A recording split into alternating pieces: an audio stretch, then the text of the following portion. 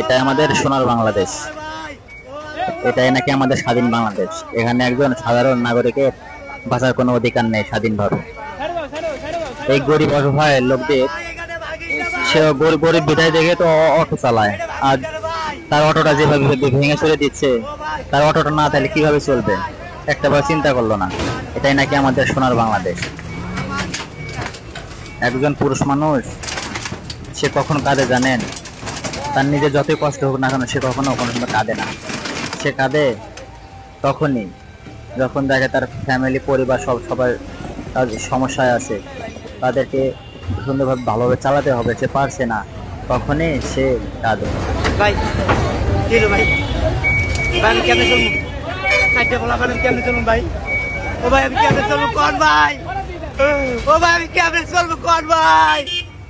এটা কি স্বাধীন বাংলাদেশ ভাই? ও ভাই এটা কি স্বাধীন বাংলাদেশ? তাছাড়া একটা পুরুষ মানুষ সহজে কাঁদে না। দেখেন তার ফ্যামিলির জন্য সে কতটা আগতমিনতি করছে যে তার অটোটা যেন ছেড়ে দেওয়া হয়, না ভেঙে ফেলা হয়। তারপরে কেউ শুনছে না, তার অটোটা ভেঙে দিল। এখন সে কিভাবে চলবে কেউ একটু ভাবলো না। এটাই নাকি আমাদের সোনার বাংলাদেশ। তাহলে সাধারণ মানুষ কোথায় যাবে, কি করবে?